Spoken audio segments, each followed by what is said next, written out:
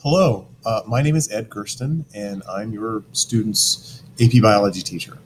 I have to apologize that I was not able to be with you in person for back to school night this year.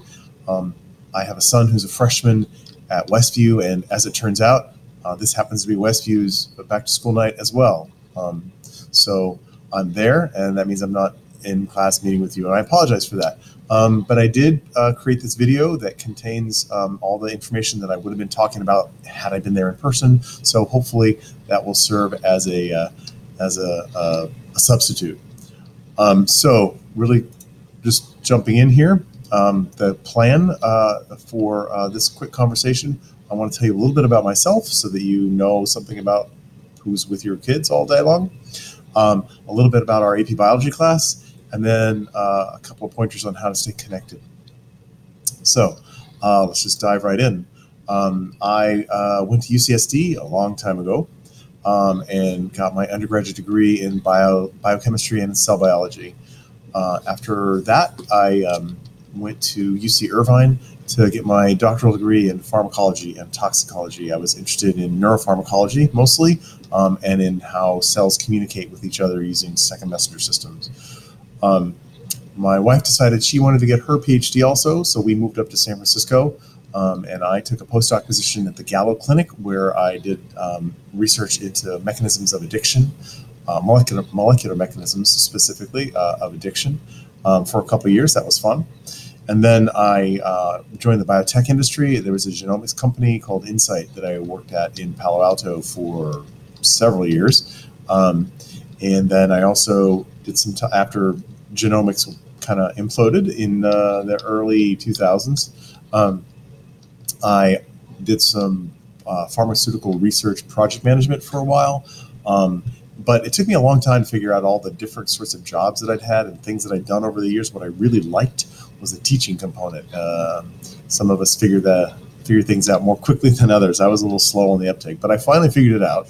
I liked teaching, and so I got my teaching credential, and I got a job here at CCA. I've been here teaching here for 11 years now, and I'll tell you what, it has been the most amazing decision I ever made. This is such an excellent place. CCA is a great school, and we're in a great district, but the really great thing about being here is the students. The kids that you guys send us are just awesome, and they're so much fun to be around.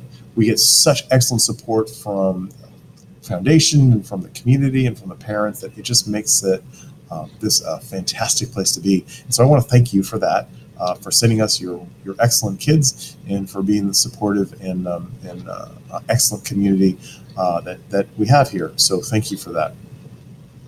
So anyway, the other piece I mentioned, I have two sons.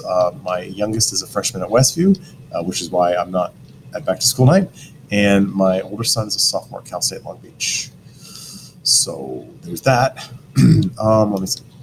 So a little bit about our AP Biology class. The College Board has reconfigured and reconstructed the class a couple times over the past few years, sort of honing the focus and changing how we do things. So a lot of those revisions have been around the next generation science standards, which you may or may not have heard of, but there is a new set of standards that we're using for teaching science, and they have a lot more to do, well, they have a lot less to do with memorizing facts and a lot more to do with understanding scientific concepts, literacy, writing, and synthesizing information from multiple sources than we used to have.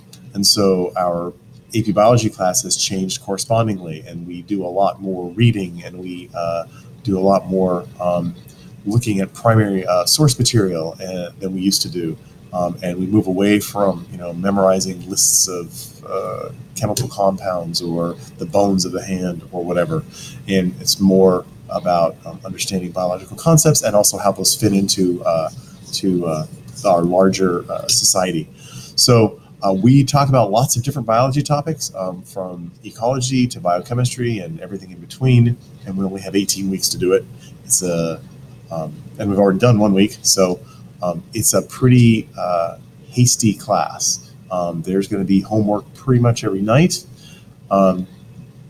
And you probably know this if your students have taken AP classes before. We have this compressed schedule on the 4x4. We have half a year to finish everything that we need to in our AP biology class that at another school would have taken an entire school year. So that's one of our challenges.